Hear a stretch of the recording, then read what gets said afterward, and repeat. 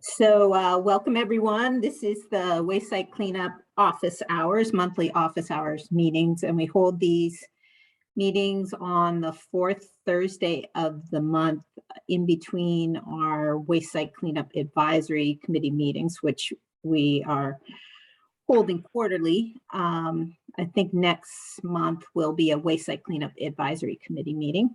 I'm Liz Callahan. I'm the Acting Assistant Commissioner for the Bureau of Waste Site Cleanup. I think Paul Locke, our Acting Deputy Commissioner, might be joining us later on this meeting if we're still on the call, but he was pulled away to another meeting. But he really likes to continue to join this group when he can. And I think he's working on some visuals with respect to the soil capacity discussions that we've been having, and we did have a request to provide some updates on that. So I'll just start by going through my notes on things I wanted to mention first. Talking a little bit at the beginning about the status of our work in the DEP offices. At this point, we DEP staff are coming into the office at least one day a week, but the offices are not open to the public yet, although the lobbies are open to receive packages. So the lobbies are open 8:45 to 5 in all of our office locations. The Boston office has been busy preparing to make a move to 100 Cambridge Street, and we're still on schedule to be moving in October. We actually got a chance to see the office layout this week and get a little bit more concrete about how that move is progressing. And one of the deadlines we're working on is converting to a paperless office. So, organizing our files according to records retention requirements and scanning files and that sort of thing. So for many of us, that one day a week in the office is an opportunity to be organizing our files. It is taking up a good bit of time preparing for that move. The other big news on the office front is that the Northeast office is also going to be making a move by the end of the year. They are having to move out of their current location, but they're in the process of looking for office space in the general vicinity of where they are now in Wilmington at the crossroads of 128 and 93. So they will be busy as well, trying to work with the files and the rest. In terms of things we're focused on, we continue to be focused on hiring. That's taking up a good bit of time, both in the Boston office, across all the programs, across the regional offices as well. I don't have a significant update on the MCP and the finalization of that. It's still in progress. We're still working on it, but I don't have an announcement of when we can expect to have it available. As I've said many times before, I would hope that I could speak more specifically about that in April at the Waste Site Cleanup Advisory Committee meeting. We started looking at, David? Can I ask a question about the MCP, and you may just say, sorry, I can't answer this. But so okay. Without respect to timing, does it look, is one of the factors that new items maybe are being added so that there might be a need for additional public comment? Or do you think there's no way there'll be additional public comment? It's just finalizing on the department side? We don't have any major departures from what we've already talked about. It's really just the process of getting the final approvals. Okay, so unless that process, sends us back to do something differently, I don't expect to have anything of that nature coming up. Thank you. Sure. We start, the next thing I was going to mention is that we've started looking at doing another round of technical assistance grants. So I think hopefully by April, we might have more on the schedule for doing that. Part of that is we're also reaching back to the applicants from the last round just to get some information on how that went, their experience with that we can bring to the next round of TAG grants. There was a request to have an update on the soil capacity discussions and work the department is doing. We did have a meeting at the end of February that Paul Locht pulled together, where he brought together people from all of the programs as well as all of the regions and went through the issues, and the goal was to establish an internal working group on this topic and a common understanding of what the current issues are, and begin to identify short and longer term actions that DEP could begin working on.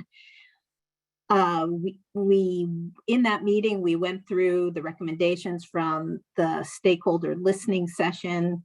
It was very interesting meeting to have all the programs there, and as well as the regions, and who could comment on the status of different facilities in their region.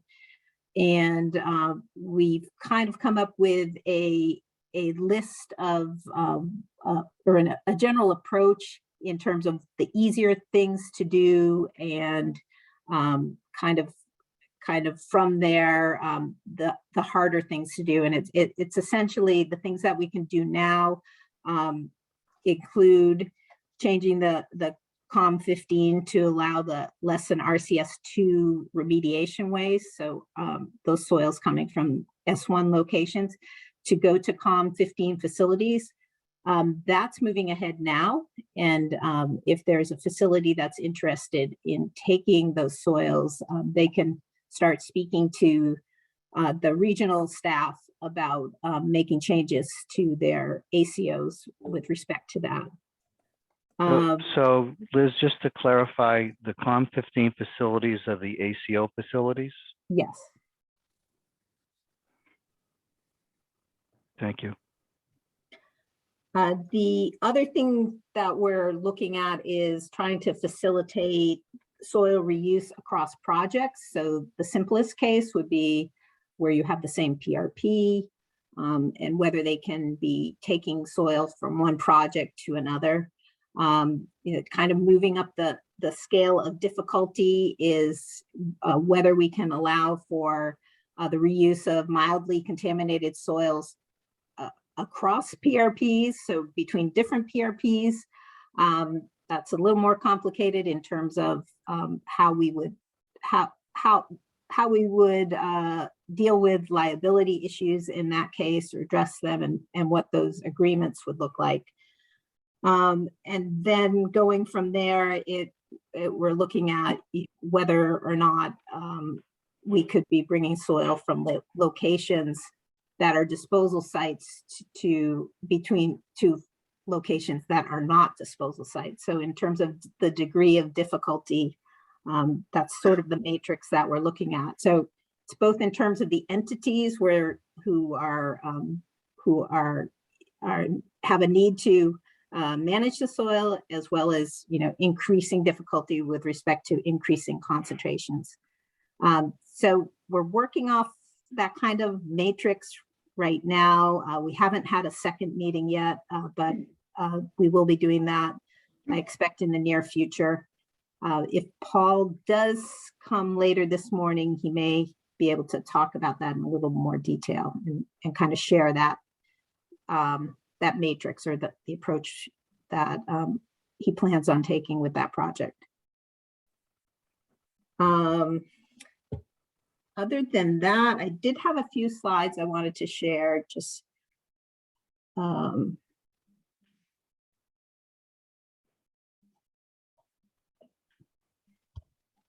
so I think just want to mention one of the bright spots this last month was that the Neponset site was officially listed as a Superfund MPL site.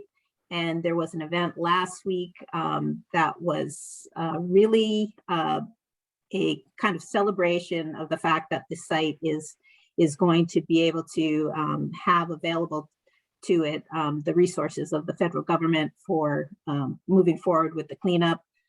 It was a big event, and as you see, Paul is standing there amid other officials, including Senator Elizabeth Warren, Ayanna Pressley, Stephen Lynch, Governor Wu was there, and our former commissioner, now EPA Region 1 Administrator, David Cash.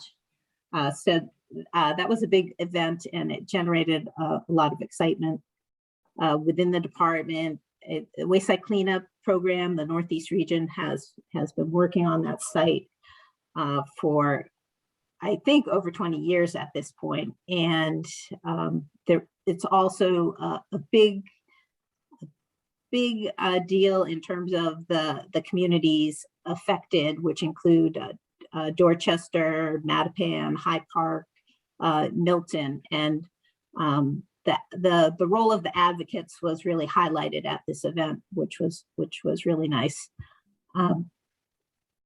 Mayor Wu will be happy to hear she's been promoted to governor too. Oh, did I call her Governor Wu? No, you're just thinking ahead. Oh, okay. I didn't. Thank you.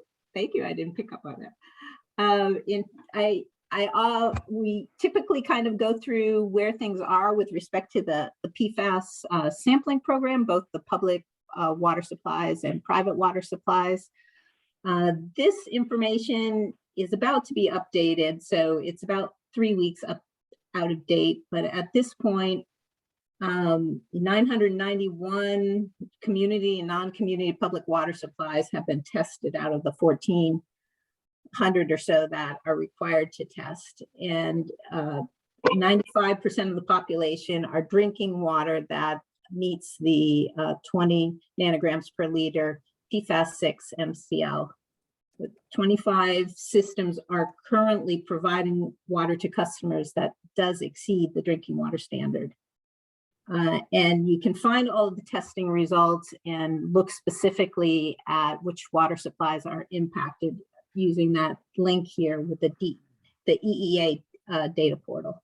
There's also information, there's a lot of activity going on right now, and it's picking up in terms of grants to communities for treatment and interim treatment that's available for water supplies. So that's also information you can find on the story map.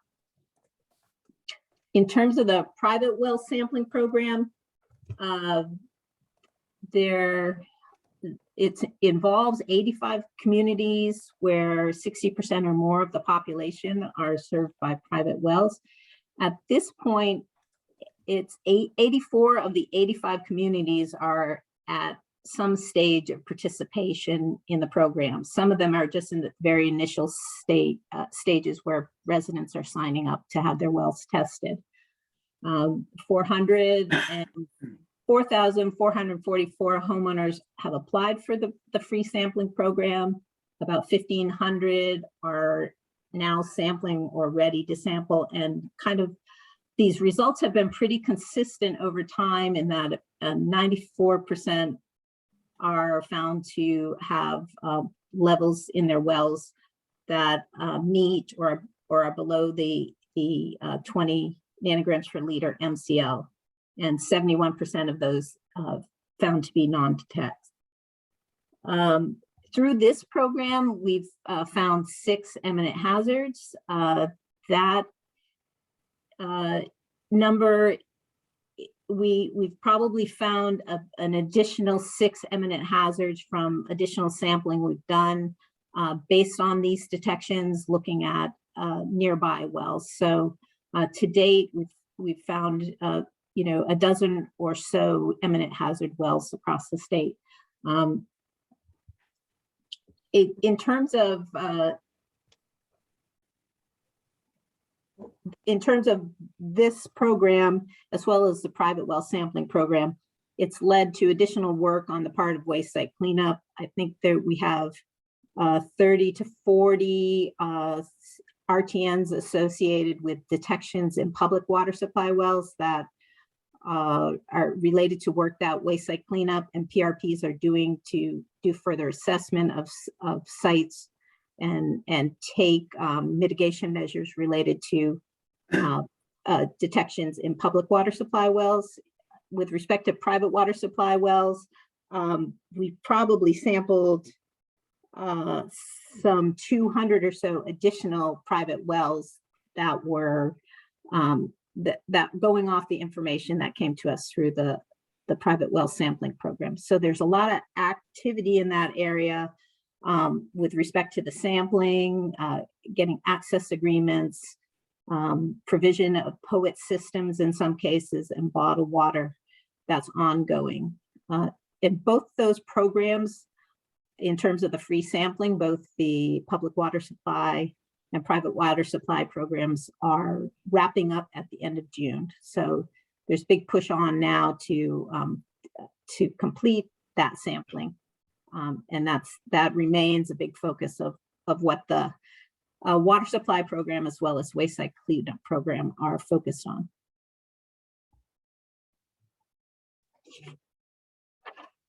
And I think I've come to the end of my notes here in terms of what I hope to cover. So I'll just stop talking now. Barry has a question here. Let's see that. Based on these numbers, approximately 66 residents have detections between.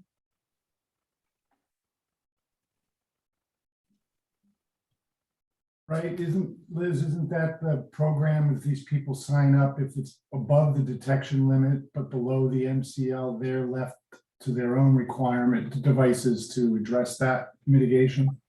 Yeah, so in terms of sites going through the private well sampling program, that where IH conditions are found, the department will get involved in those cases in terms of providing POET systems, as well as the follow-up sampling I was just describing. Where we find levels above 20, but not IH conditions, we try to work to find whether that's associated with a release. So we have been successful in cases in terms of connecting that contamination to releases, in which case the PRP will take up the work and would be required to address the CEP conditions. So providing POETs to those systems where detections are over the 20. But where we haven't been able to find a PRP in those cases, the department is not taking on that CEP work. So does that answer your question, Barry? Yes, that's right. So I just was looking at the numbers that 94% were all below the number 20. That left about 6% of the 1,100 you had so far. I was just looking at the number of homes that are sort of on their own, if there isn't a PRP. Just Yeah. have they been, and my last question on this, have they been contacting the department about that and sort of looking for help, or what kind of response have we got? I think the private well sampling program provides technical assistance. So that program, that it's not strictly run by the department, but we're assisted by UMass on that. And part of that is technical assistance in terms of helping people find treatment and get treatment installed. So they're not left on their own, but they don't have the department stepping in those cases in terms of installing the POET systems. Got it. Right. Thank you, Liz. I should have mentioned too that one of the things that had been under discussion with respect to the legislative committee is funding that may be made available, looking at whether or not there are funding sources or available for homeowners That legislative report, we've been expecting that. It has not been released as of this point. But that is one thing that was being discussed as part of that effort. I did see something in the news that the state of New Hampshire is offering a rebate program for PFAS for homeowners with wells. So I thought that was interesting. I think they're offering $1,500 rebate for the installation of POET systems. So I hope there'll be more on that in terms of resources that may be made available to homeowners.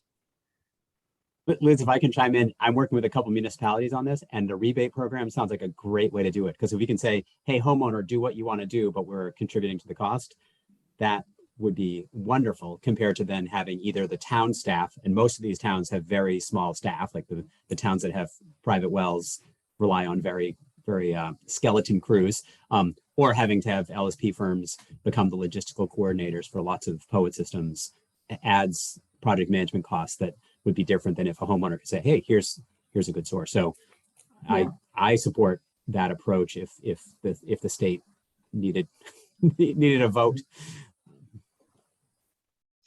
Yeah, that does sound like a good approach to me as well.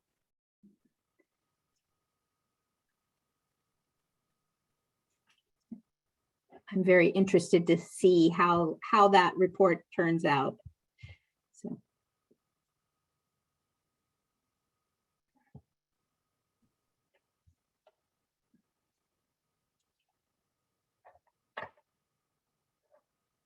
Anyone have anything else?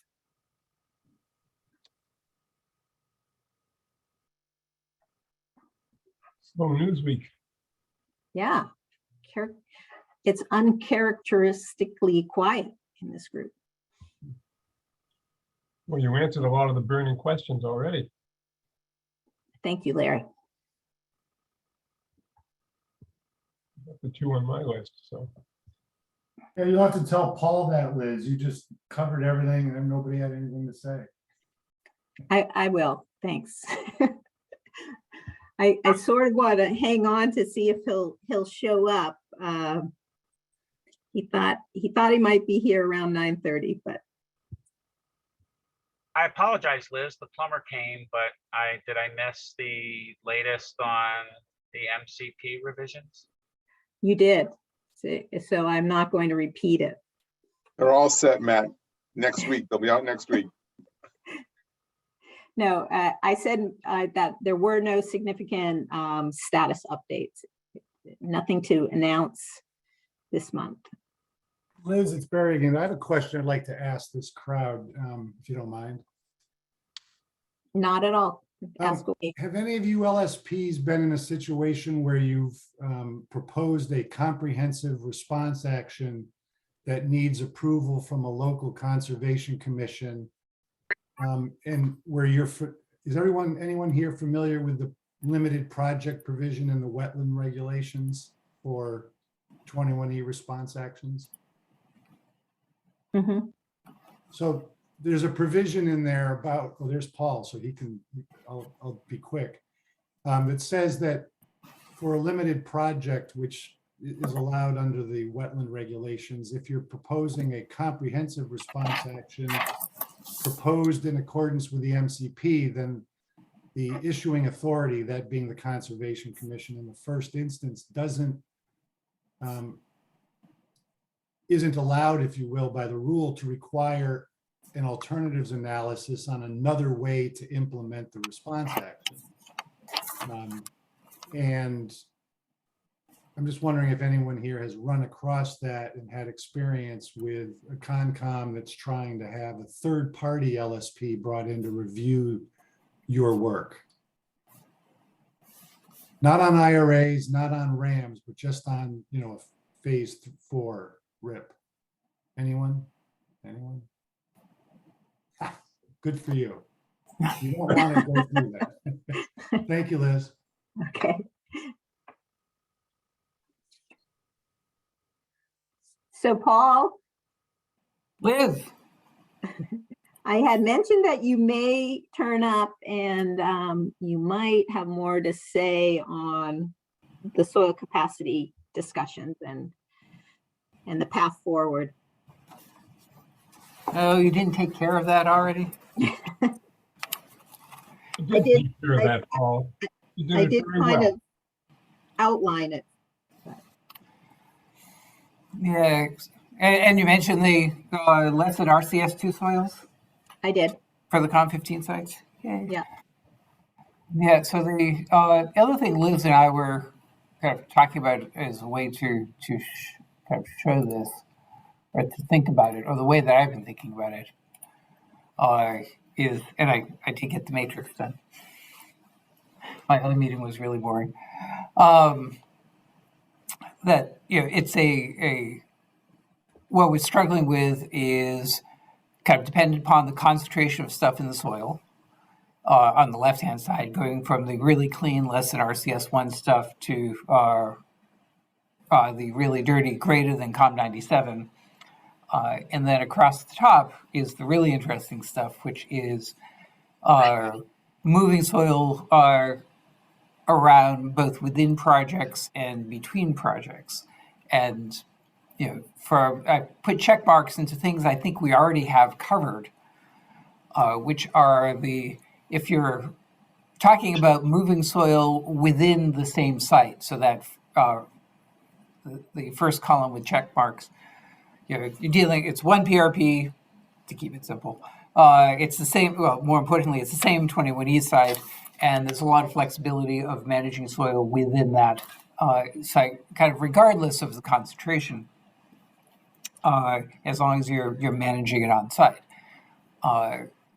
It becomes more interesting as you move across to different sites. And going across, it's the same PRP owns two different locations that are both 21E sites. What about moving soil between those locations? And then you have two 21E sites with different PRPs. You have these same PRP owns one property that's a 21E site and one that's not a site. And then the kind of extreme different PRPs, one's a 21E site, one's not a site. So checkbox across the top, because less than RCS1 soils, we have protocols, the similar soils policy and regulations that give, you know, kind of clarify what the rules are for moving the least contaminated soil, less than RCS1. It's not remediation waste. You know, that can be moved around. If it's coming from a 21E site, it can go to non-21E sites. It can go to non-21E sites that are not owned by the same PRP. So we already got that flexibility covered. So we've got the really easy stuff done, and this is just, you know, to keep this straight in my mind, where we're what we're trying to pick off. So where we are in the box that says easier is if you have the same PRP and they have different 21E sites, and there's a desire to move material that has at least some, you know, significant concentrations above RCS1, so it's in the remediation waste category, or possibly in the remediation waste category, begin moving that. So I think in general, having kind of dealt with the COM15 less than RCS2 stuff, which I think was the really low-hanging fruit, the next place to begin is, in particularly dealing with the big projects and big PRPs, our goal is to have some discussions. The MBTA has stepped up to ask about the possibility of using contaminated soil from one project where they require cuts on other projects that might require fill. And so I think that's a good type of situation to play out what the possibilities are for kind of allowing that kind of flexibility to happen, because you're talking big projects, you're talking the same PRP, you're talking about limited exposures almost by definition on rail rights of ways and underneath tracks and that sort of thing. So it gives us kind of a the easiest possible situation to play out what the complications and the rules or the pitfalls might be for this. And then working across, people have talked about, you can imagine the same thing for smaller sites, different PRPs, and kind of that increases the level of complexity to what had been in the really hard box, which is something that people had suggested, there might be a use for contaminated soil, even some of the more heavily contaminated soil being reused for resiliency projects where you might need large amounts of soil to elevate large areas in order to combat rising water levels. That would be in the really hard category. But as we work our way from easier to harder, if nothing else, taking care of the easier cases reduces demand for whatever limited capacity for landfills or other more controlled reuse might be. So it's always worth kind of picking off the easier ones as quickly as we can. So that's the way we've been thinking about it. We've had kind of some internal discussions, and I think we're looking to be meeting with MBTA and probably DOT at some point to start working on some of those same PRP different site issues. Paul, are you envisioning MCP reg changes? ACOs, what can you make any comments about how you could pick off some of these easier ones? Well, kind of, it's all on the table. Again, easier to harder, if I could add a third dimension, would be things that can be done by policy versus things that require reg changes and possibly things that require statutory changes.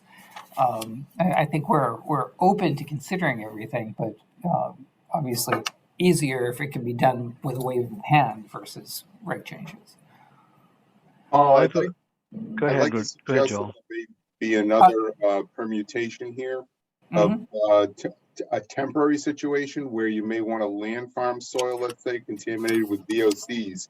We have a site just like this that's what our plan is. The problem is, on the short term, our client doesn't have the space at their property, although they do own a lot of property and could possibly bring it somewhere else, or say to another PRP's property, where it's just going to be a temporary situation that we envision the soil will be less than, say, S1 once we're done volatilizing off the chlorinates. Yeah, the whole land farming thing. I am less familiar with, and I don't want to misspeak on land farming and kind of whether we encourage that or not. So I think there are better examples of temporary storage that might be something that is needed to temporarily place material on third-party properties, if you will.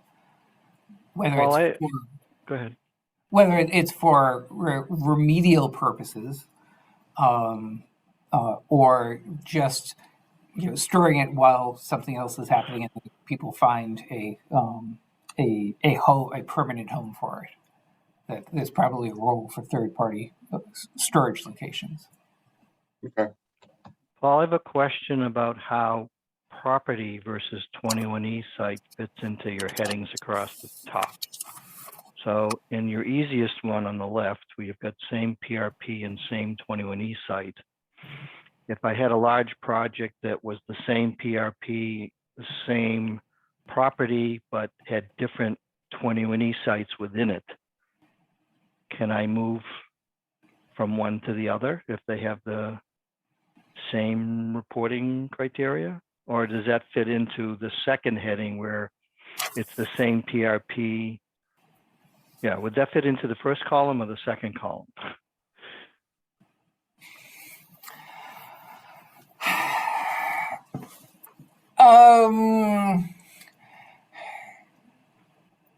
First column, of course. Well, I mean, can I imagine situations where it might be in the second column, where, say, imagine a large property, say an airport or something, where you have multiple, where they're really, they could be, the sites could be, a half mile apart. I think generally those would probably be considered different sites. Right. There's probably some, I'm- as they come closer and closer together, I would not be surprised for smaller properties that aren't just those huge tracts of lands, that there's probably often ways to link those discrete releases, including finding that they're not as discrete as previously thought. Well, I'm thinking of, say, a 50-acre former industrial site that's being redeveloped, and the 50 acres has different RTNs in it in different areas where the contamination has come to be located, and there's cuts and fills across different portions of this one owned property by the same owner. And the material is suitable as structural fill to be placed and compacted. And if it's all the same sort of reporting condition, it seems to me pretty useful, beneficial, efficient to take material from one area and use it for fill in another. I certainly agree that would be beneficial and useful, and we would want to make sure that there's a nice, clear way of having that happen. There are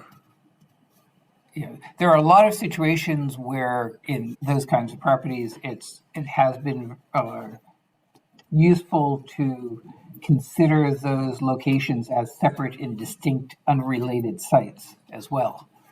So, so I want to make sure that we're always being consistent in how we look at it. But it may also be useful to consider the whole property as one big site Mm-hmm. and do a new RTN for that. And I think I would not be surprised if people often do that. For example, you're under RCRA corrective action, where RCRA requires kind of assessment of the entire property as part of their closure requirements. That's routinely looked at as one big. The property is looked at as one comprehensive site, even though there may be more than one discrete release kind of within that. Just saying that sometimes we do have people treating those as separate and distinct releases and separate and distinct sites for various reasons. So always good to be consistent to the extent that we can, and for those situations where there's an added layer of complexity, kind of filling in that second column where you have the same PRP in the different 21E sites, whether or not they're on the same property, kind of would be meaningless. If we can clarify that column, then that would be good. All right, let me throw you out a for instance. Maybe you can give me so I've got a RAM covering most of the property. Where we Elliot, can't you tell that I'm trying to avoid answering? No, this is a good one. It's a good one. So the other area where I want to take fill is a post-RAO portion of the same property with no AUL. So I want to take soils from this post-RAO portion of the property and use them on the RAM portion. Would I modify, and since there's no AUL, I don't need a RAM for the post-RAO area. So to make this covered under the current MCP umbrella, would I modify my original RAM to include that area, that old RTN, and then everything's fine.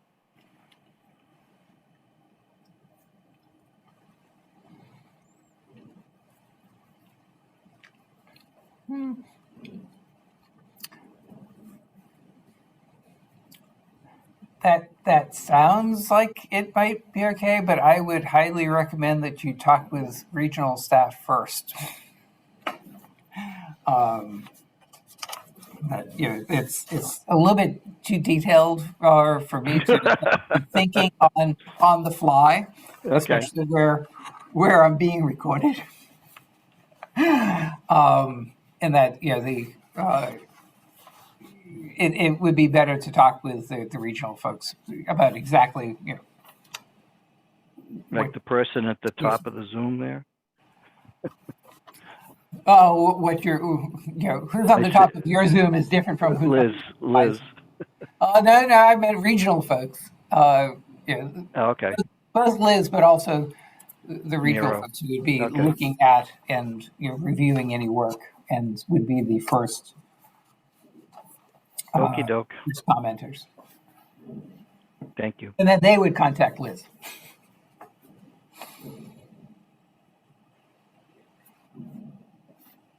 Interesting.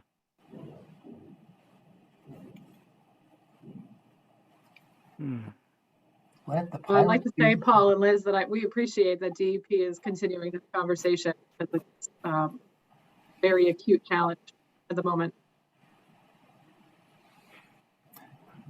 Yeah, and it keeps popping up. The commissioner is interested in this because he's hearing about it certainly from soil issues, and I think every time Wendy and David and other people meet with him from your group, it always comes up. And we're doing a lot of work on biosolids at the moment, and it's exactly the same issues. The landfill capacity is going away, and they're trucking things to Canada and upstate New York. So it's showing up in a number of different programs, and never mind the whole solid waste program is being involved in it. So it's certainly becoming a theme for the agency, and anything we can do to both nibble around the edges and look at bigger picture options. Bigger picture options do include things like is there any way we can incentivize or at least streamline process for like soil monofills, where it's a landfill type thing, but it's not taking municipal solid waste, which comes with its own set of issues. So, what rules could be developed and applied for that? That's bigger, longer term, more complex because it's regulatory, but it's also something that's on the table and we're talking about.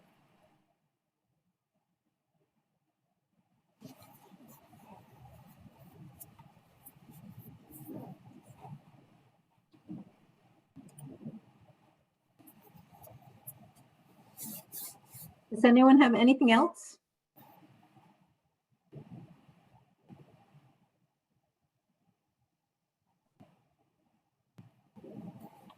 Okay, hearing none, I think we can sign off for this month. And thanks everyone for joining us. As I said, I think next month we will be having a waste site cleanup advisory committee meeting. So hope to see you there. And hope to see you soon. Take care. Thanks, Liz. Thanks, everybody. Good seeing Thank you you. all. Thank Thank you, you. Liz. Bye-bye. Thank you.